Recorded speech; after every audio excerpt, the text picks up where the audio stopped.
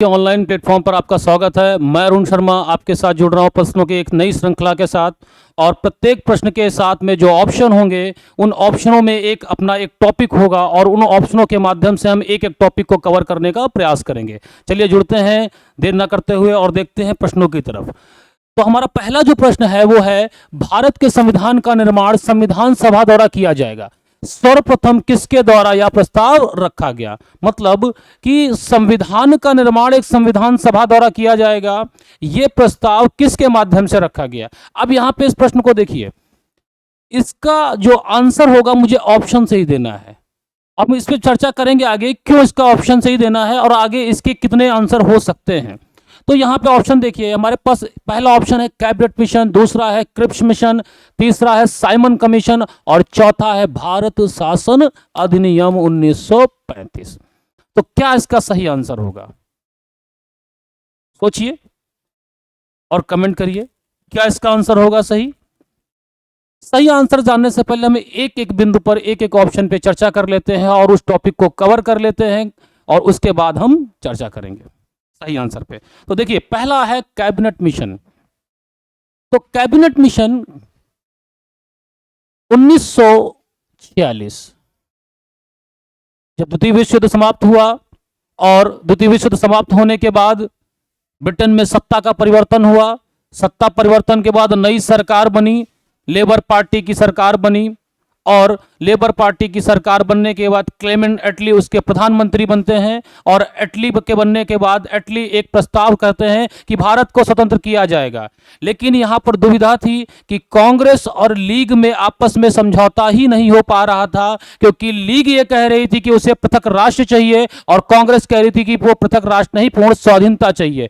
इन दोनों की वजह से जो पहले मिशन आ रहे थे, पहले आयोग बन रहे थे, वो सारे फेल होते जा रहे थे। तो जब एटली ने दोबारा भेजा कैबिनेट मिशन, और कैबिनेट मिशन ने कैसे इन दोनों को समझाकर एक मत किया और भारत की संविधान सभा का गठन किया गया। वो बाद में अलग है कि विभाजन हो गया, देश का संविधान सभा भी बट गई, लेकिन दोनों को एक मत करके कुछ समय के लिए संविधान सभा का गठन कर दिया गया। देखिए कैसे। पहला है कैबिनेट मिशन। 1946 में ब्रिटिश प्रधानमंत्री एटली एक 3 सदस्यीय दल भेजते हैं। क्या 3 सदस्यीय दल? 3 सदस्यीय दल भेजते हैं कहां? भारत।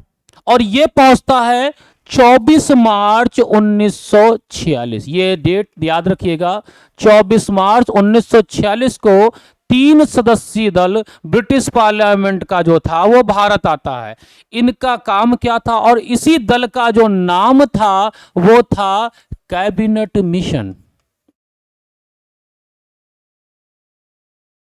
इसी दल का नाम क्या था? Cabinet mission. इसका प्रमुख कार्य क्या था? कैबिनेट मिशन का प्रमुख कार्य यह था कि वह संविधान के निर्माण के लिए, भारतीय संविधान के निर्माण के लिए कौन कौन से रास्ते हैं, कौन कौन से प्रयास हैं, उस पर विचार करना। तो ये 3 सदस्यीय दल था। 3 सदस्यीय दल मतलब इसके 3 सदस्य होंगे। उन तीनों सदस्यों का नाम था, पहला पैंथिक लॉरेंस, दूसरा स्टेफोर्ड क्रिप्स और तीसरा था अलेक्जेंडर। ये 3 सदस्य थे इसके। अब कैबिनेट मिशन जब भारत आता है, भारत आने के बाद अपनी रिपोर्ट प्रस्तुत करता है। उस रिपोर्ट में 2 महत्वपूर्ण बातें कहता है। 2 महत्वपूर्ण बातें हैं। वो 2 महत्वपूर्ण बातें क्या हैं? ये कहता है पहले कि तत्काल एक अंतरिम सरकार का गठन करो।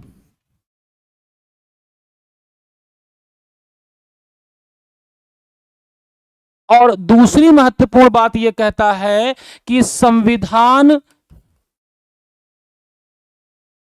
सभा का गठन करो।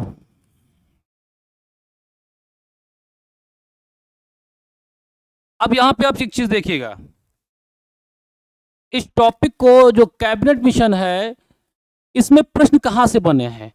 प्रश्न सबसे पहले यही बन गया है कि 24 मार्च 1946 पूछा गया कैबिनेट मिशन भारत कब आया, और डेट पूछी गई है, कुछ एग्जामों में डेट पूछी गई है 24 मार्च 1946 को भारत आया। अगला देखिए, पूछा गया है कि इसके कितने सदस्य थे, तो इसके 3 सदस्य थे। उन तीनों सदस्यों के नाम भी किसी एग्जाम में पूछ लिया गया है कि निम्नलिखित में से कौन कैबिनेट मिशन का सदस्य नहीं था या था, तो उन 3 सदस्यों का नाम है पैंथिक लॉरेंस, क्रिप्स और अलेक्जेंडर। अगला प्रश्न जो यहां बनता है, एग्जाम में बना हुआ है, वो बना हुआ है कि संविधान सभा का गठन किसके कहने पर, किसकी सलाह पर या किसकी अनुशंसा पे किया गया, तो आंसर है कैबिनेट मिशन। तो यह भी प्रश्न एक बना है। एक प्रश्न यह भी बन सकता है कि अंतरिम सरकार का गठन किसकी सलाह पर या किसके कहने पे हुआ, तो उसका भी आंसर कैबिनेट मिशन होगा। तो 1 2 3 4 5 प्रश्न आपके एक टॉपिक से बनना है। एक आयाम इसका और है, वो है कि ये पूछ सकता है कि कैबिनेट मिशन के समय भारत का वायसराय कौन था। तो कैबिनेट मिशन के समय भारत का जो वायसराय था उसका नाम था लॉर्ड वेवल। एक ये प्रश्न बन सकता है। तो एक टॉपिक से आपने देखा कि 5 आयामों से 5 तरीके से प्रश्न बन सकते हैं। एक टॉपिक हमारा है कैबिनेट मिशन, हमारा मूल टॉपिक था। कैबिनेट मिशन कब आया, 24 मार्च 1946 को। कितने सदस्य थे, 3। कौन कौन से, पैंथिक लॉरेंस, क्रिप्स और अलेक्जेंडर।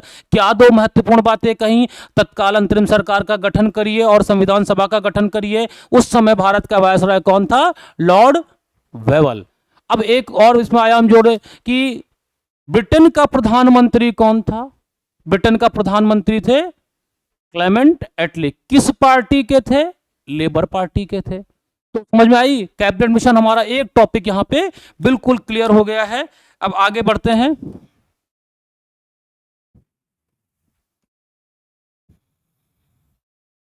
आगे बढ़ते हैं हम। देखिए अगला ऑप्शन हमारा क्या है,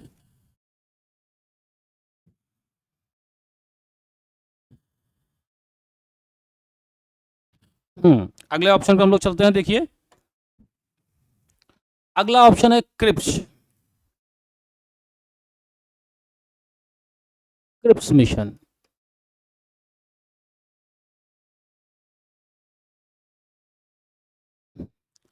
देखिए क्रिप्स मिशन 1942 में आया है।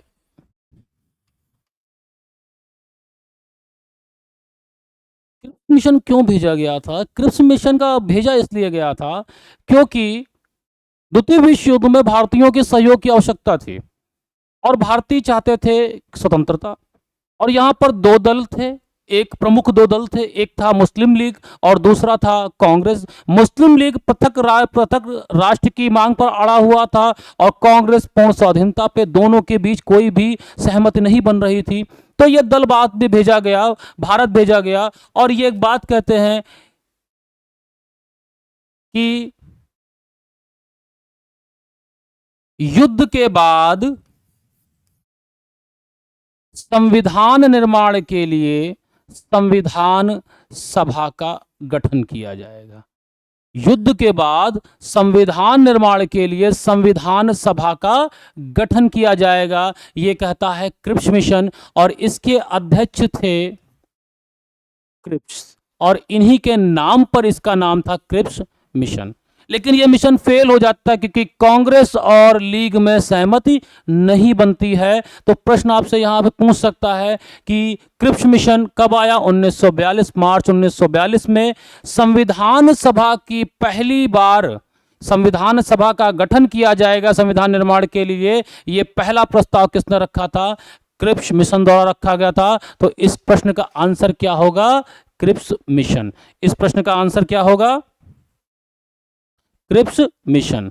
बात समझ में आ रही है। अब यहां पे एक चीज और देख लीजिए कि इस समय भारत का वायसराय कौन होगा। वायसराय का नाम था लॉर्ड लिनलिथिगो। बात समझ में आई। तो इस प्रश्न का आंसर है क्रिप्स मिशन। अब देखिए अगर आपसे प्रश्न बने कि औपचारिक रूप से संविधान सभा की मांग किसने की थी, तो 1934 में एम.एन. रॉय ने की थी। बात समझ में आ रही है? तो इसीलिए मैं कह रहा था कि ऑप्शन के अकॉर्डिंग चलना है यहाँ पे। ठीक है, अगला देख लीजिए, इसमें जो अगला ऑप्शन हमारे पास है वो है साइमन कमीशन।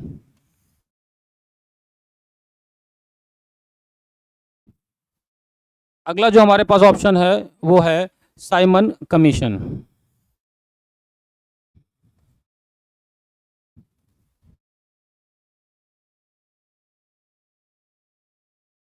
साइमन कमीशन, देखिए साइमन कमीशन भारत आया 1928 में। क्यों आया? साइमन इसके अध्यक्ष थे, इसीलिए इनके नाम पे साइमन कमीशन रखा गया, यही इसके अध्यक्ष थे।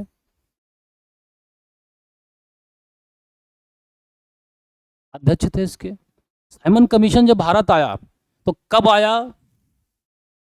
1928 में। क्या कारण थे इसके आने के लिए? तो इसके आने का जो रीजन था वो ये था कि 1919 का जो अधिनियम था, गवर्नमेंट ऑफ इंडिया एक्ट 1919 के जो अधिनियम थे उनकी जांच करना कि वो किस समय तक या किस सीमा तक लागू हो चुके हैं या उनमें बदलाव की आवश्यकता है या नहीं है, ये उसी की जांच करने के लिए आया था। भारतीयों ने इसका विरोध किया था। आपको पता क्यों विरोध किया था? क्योंकि इसमें एक भी सदस्य भारतीय नहीं था। एक भी सदस्य भारतीय नहीं था, और एक भी सदस्य भारतीय ना रहने का रीजन था कि जो तत्कालीन वायसराय थे लॉर्ड इरविन, उन्होंने सलाह दी थी। अब साइमन कमीशन जब आता है तो आपको पता है जगह जगह इसका विरोध होता है, साइमन गो बैक के नारे लगते हैं, और उसी समय कांग्रेस में एक बात होती है कि इन्हीं की रिपोर्ट के जब चैलेंज किया जाता है उनको, कांग्रेस को, कि आप अपना संविधान बना के दिखाओ, तो 1928 में ही हम नेहरू रिपोर्ट बनाते हैं।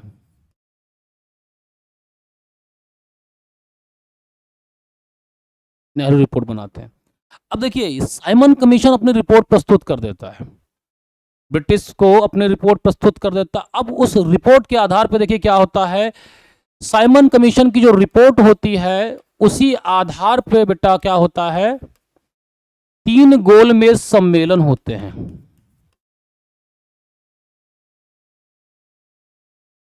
3 गोलमेज सम्मेलन होते हैं, 1930, 1931 और 1932। ये 3 गोलमेज सम्मेलन होते हैं।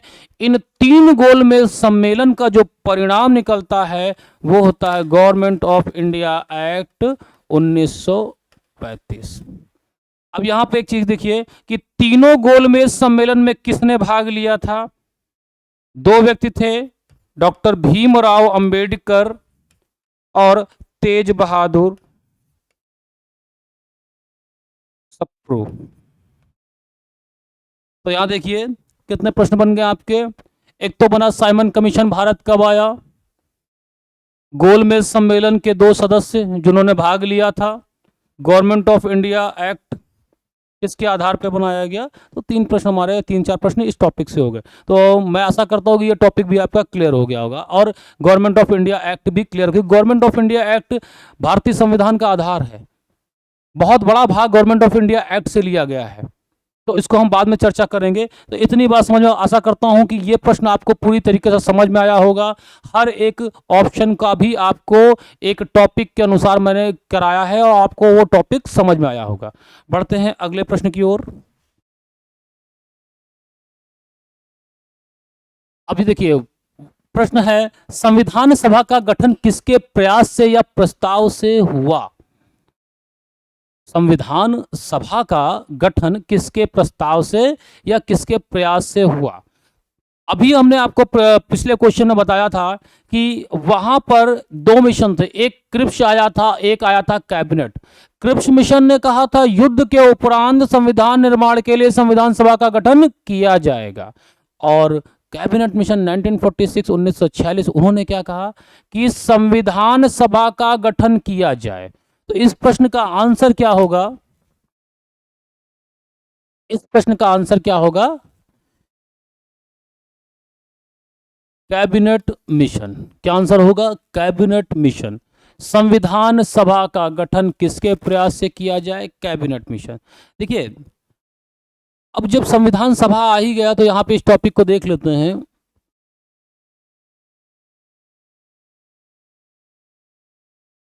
इस टॉपिक को समझिए थोड़ा सा।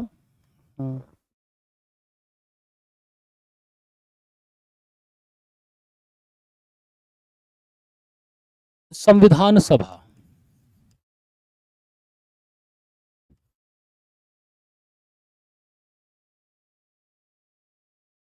कैबिनेट मिशन की सलाह पे इसका गठन किया गया।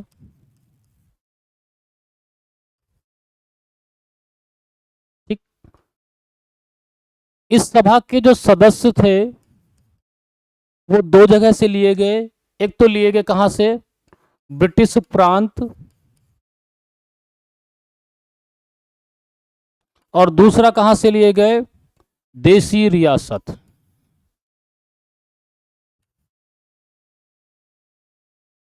ब्रिटिश प्रांत से क्या थे? ये निर्वाचित थे, और यहां से क्या थे? मनोनीत थे यहां के प्रमुखों द्वारा। तो संविधान सभा आंशिक रूप से निर्वाचित और आंशिक रूप से मनोनीत थी। निर्वाचित कहां से थे? ब्रिटिश प्रांत से। देखिए, ब्रिटिश प्रांत की प्रांतीय विधान परिषदों के सदस्यों द्वारा संविधान सभा के सदस्यों का निर्वाचन किया गया था। ब्रिटिश प्रांत की प्रांतीय विधान परिषदों द्वारा इनका निर्वाचन किया गया था, और देशी रियासतों के प्रमुखों द्वारा अपना एक सदस्य नियुक्त किया गया था। संविधान सभा में जो सीट थी वो जनसंख्या के आधार पे थी। प्रत्येक 10 लाख की जनसंख्या पे क्या था? एक सीट थी। अब देखिए, यहां पे ये प्रश्न भी एग्जाम में बना हुआ है कि कितनी संख्या के आधार पे एक सीट निर्धारित की? 10 लाख पे। दूसरा प्रश्न ये बना हुआ है कि संविधान सभा में निर्वाचित सदस्य कहां से नियुक्त किए गए, कहां से निर्वाचित किए गए थे? ब्रिटिश प्रांत से। संविधान सभा का गठन किसकी सलाह पे किया गया, किसकी अनुशंसा पे किया गया? तो कैबिनेट मिशन। देखिए, एक टॉपिक से आपके कितने 2-3 प्रश्न तैयार हो रहे हैं। एक ऑप्शन से आपके कितने प्रश्न तैयार हो रहे हैं। देखिए, जब भी पेपर सेट या सीरीज कोई प्रश्न सॉल्व किया जाता है तो ये कभी मत देखिए कि कौन सा सही, वो तो आपको देखना ही देखना है, लेकिन वो जो अदर 3 बचते हैं ना ऑप्शन, वो अपने आप में टॉपिक हैं। अगर आप सही मायने में चारों ऑप्शनों को देखते हैं तो आप सही मायने में 4 टॉपिक तैयार कर रहे हैं एक प्रश्न के माध्यम से, और यही पेपर को प्रैक्टिस करने का तरीका है कि एक प्रश्न आपके 4 टॉपिक तैयार करवा रहा है। देखिए, यहां पे वही कार्य हो रहा है। आगे बढ़ते हैं, तो यहां पे इसका आंसर क्या होगा? Cabinet mission. आगे देखिए, संविधान सभा की स्थापना कब की गई? प्रश्न को देखिए ध्यान से। संविधान सभा की स्थापना कब की गई? स्थापना कब की गई? अब यहां पे देखिए, 2 सितंबर 1946, 9 दिसंबर 1946, 26 नवंबर 1949 और 26 जनवरी 1950, ये चारों ऑप्शन एग्जाम में प्रश्न के रूप में आए हैं। चारों आए हैं। तो इसका सही आंसर क्या होगा बताइए? सही आंसर के लिए आप एक चीज समझिए, संविधान सभा का गठन कैसे हुआ? अभी मैंने बताया कि ब्रिटिश प्रांत की विधान परिषदों के सदस्यों द्वारा निर्वाचित थे और देशी रियासतों के प्रमुखों द्वारा मनोनीत थे। अब सभा के सदस्य तो आ गए, तो सभा की पहली बैठक कब हुई? तो संविधान सभा की पहली बैठक हुई 9 दिसंबर 1946 को। अब जब पहली बैठक हुई है तो स्थापना भी तो उसी दिन होगी। तो इसका सही आंसर है 9 दिसंबर 1946। यानी संविधान सभा की पहली बैठक पूछे, संविधान सभा की स्थापना पूछे, उसमें एक ही आंसर सही है, 9 दिसंबर 1946 को। अब बाकी ऑप्शनों पे भी देख लेते हैं कि 2 सितंबर 1946, 2 सितंबर 1946 इस डेट को क्या हुआ? तो 2 सितंबर 1946 को क्या हुआ था?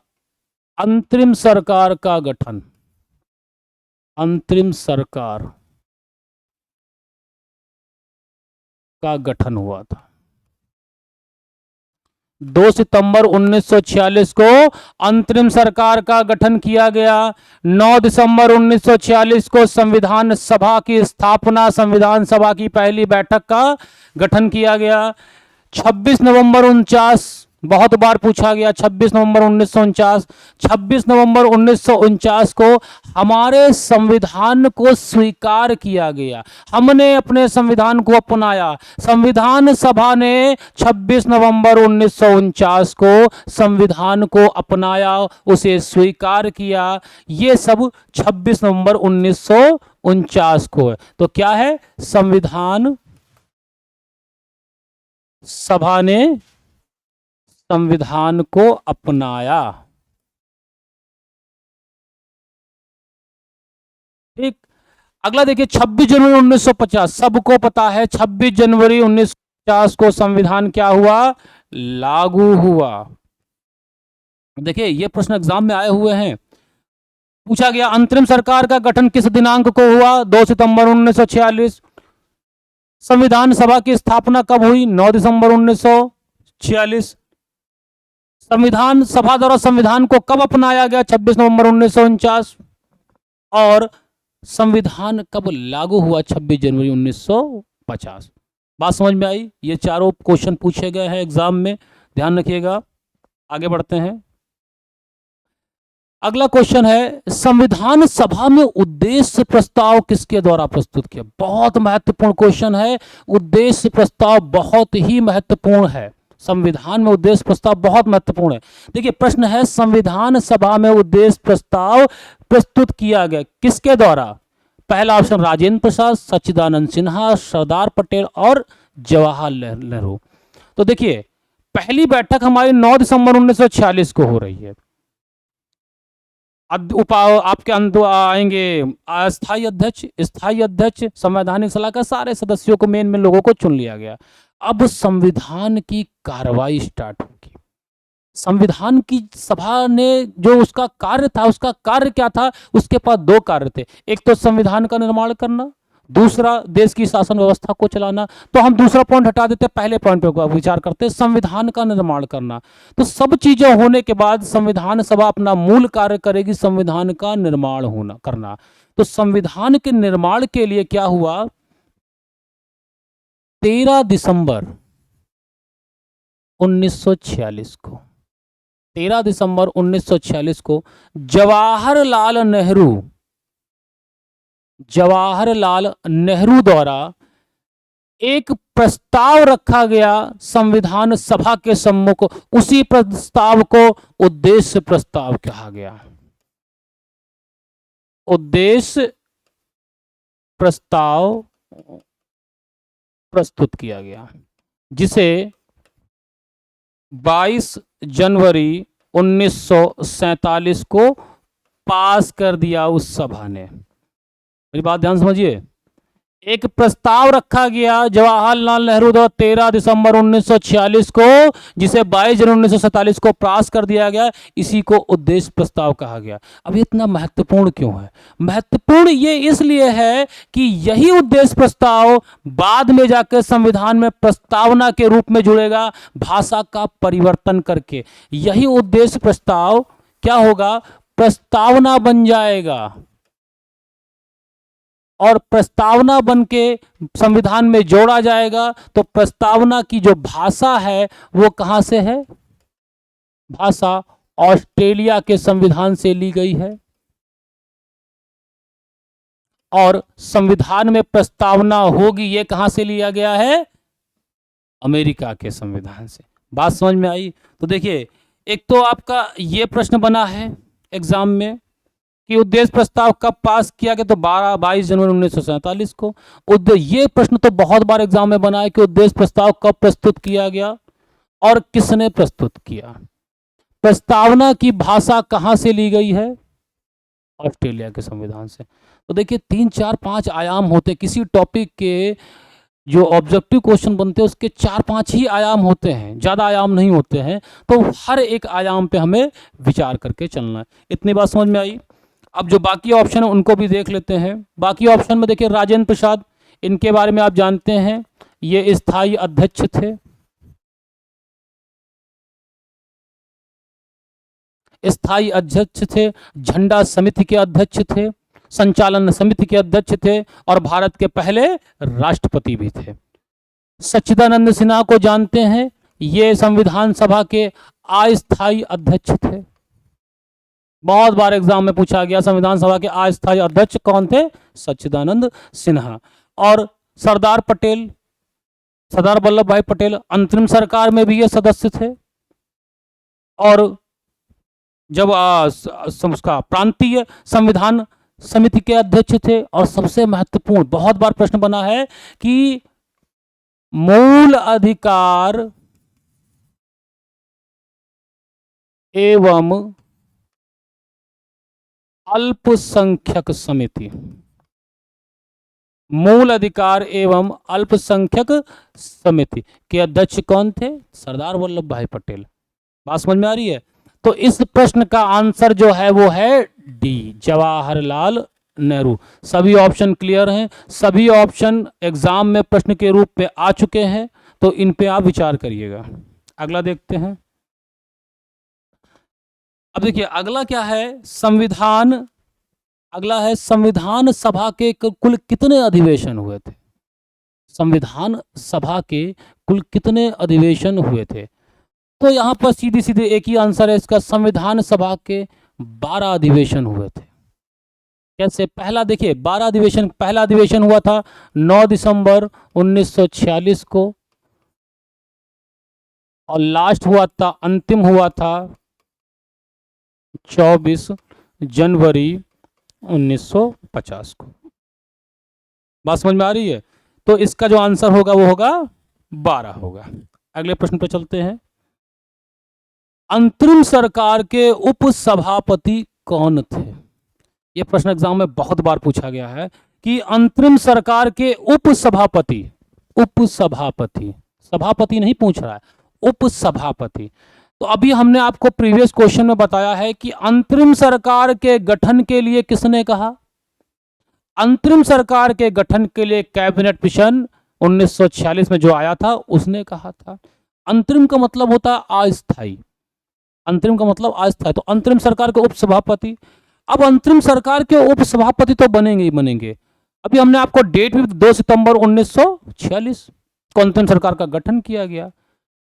वायसराय लॉर्ड वेवल ने जवाहरलाल नेहरू को आमंत्रित किया अंतरिम सरकार का गठन करने के लिए और अंतरिम सरकार का गठन हुआ। तो जो इसके अध्यक्ष थे, अध्यक्ष थे वायसराय और इसके उप सभापति, यहां पे सभापति, कहीं कहीं उपाध्यक्ष भी पूछ दिया है, सभापति कौन होंगे? जवाहरलाल नेहरू। तो इसका आंसर क्या होगा? जवाहरलाल नेहरू। वेवल हमारे वायसराय थे, ये वायसराय हैं और शेष ऑप्शन पे हम चर्चा कर चुके हैं पिछले क्वेश्चन में ही। अगला देखिए, संविधान सभा में मूल अधिकार उप समिति। देखो बच्चा, मूल अधिकार पर पढ़ के गड़बड़ मत कर देना, यहां पे देखिए उप समिति लिखा हुआ है, समिति नहीं, उप समिति। तो मूल अधिकार उप समिति के अध्यक्ष कौन थे? पहले बताओ मूल अधिकार, अभी मैंने बताया मूल अधिकार एवं अल्पसंख्यक समिति के अध्यक्ष कौन थे? सरदार वल्लभ भाई पटेल।